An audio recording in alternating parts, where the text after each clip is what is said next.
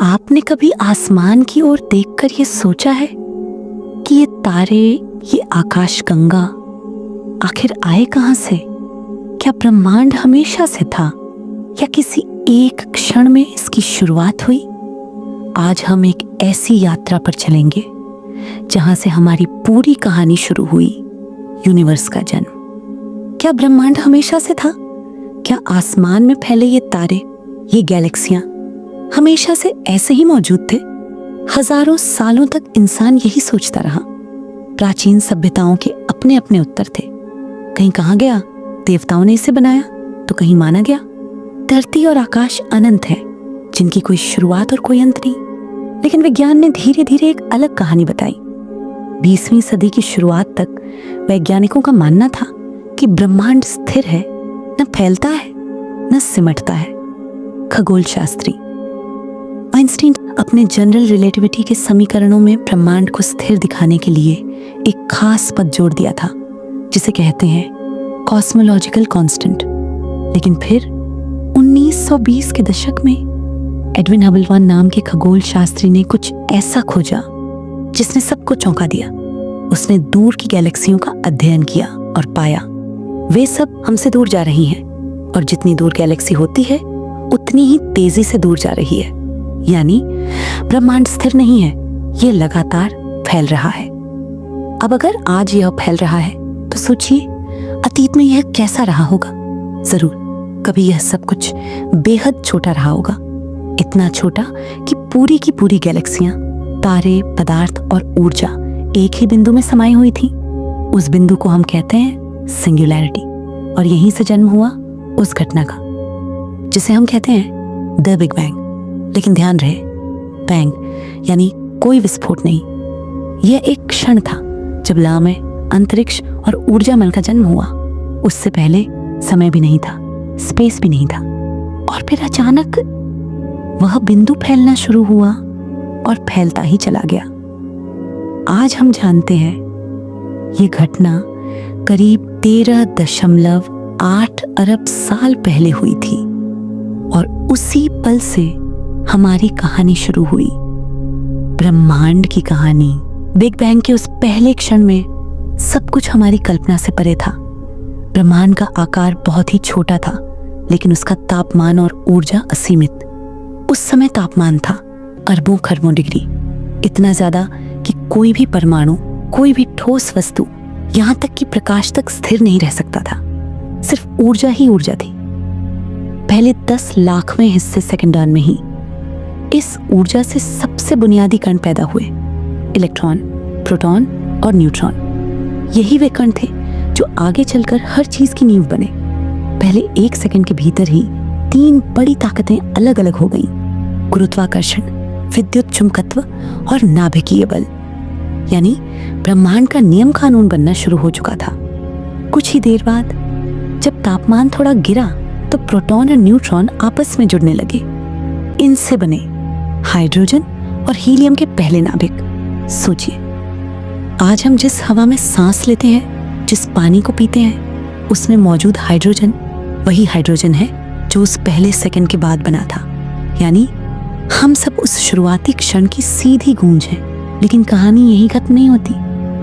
जैसे जैसे ब्रह्मांड फैलता गया और ठंडा होता गया, वैसे वैसे नए अध्याय शुरू हुए, क्योंकि कुछ लाख साल बाद ही प्रकाश को आजादी मिली और ब्रह्मांड पहली बार चमका। ये थी हमारे ब्रह्मांड के साए पहले सेकंड की रहस्यमयी यात्रा, जहां से शुरुआत हुई हर नियम, हर तत्व और हर जीवन की। बिग बैंग के बाद का पहला सेकंड और फिर पहले कुछ मिनट ब्रह्मांड में सिर्फ हल्के कण और नाभिक मौजूद थे, मुख्यतः हाइड्रोजन और हीलियम। लेकिन अभी तक परमाणु पूरी तरह नहीं बने थे। लगभग 3,80,000 साल बाद ब्रह्मांड इतना ठंडा हो चुका था कि इलेक्ट्रॉन और नाभिक आपस में जुड़ सके। यही पहली बार सच्चे परमाणु बने, और उसी क्षण से प्रकाश को आजादी मिली। यानी ब्रह्मांड पहली बार रोशन हुआ। इसे कहते हैं कॉस्मिक माइक्रोवेव बैकग्राउंड। आज भी यह हल्की सी चमक हमें ब्रह्मांड के हर कोने से मिलती है, जैसे कोई प्राचीन याद। लेकिन असली कहानी तो अब शुरू होती है। धीरे धीरे अरबों साल बीते। हाइड्रोजन और हीलियम गैस आपस में गुरुत्वाकर्षण से खींचने लगी। छोटे छोटे बादल इकट्ठा होकर विशाल ढेर बने और जब इनका द्रव्यमान बहुत बढ़ गया तो इनके केंद्र में आग जल उठी। यहीं से बने पहले तारे। ये तारे बहुत बड़े और बहुत गर्म थे।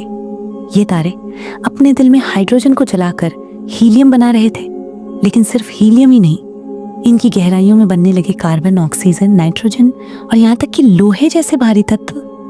सोचिए, आज हमारी सांसों में जो ऑक्सीजन है, हमारे खून में जो आयरन है, वह कभी किसी तारे के भीतर जन्मा था। यानी सच में हम सब स्टारडस्ट हैं।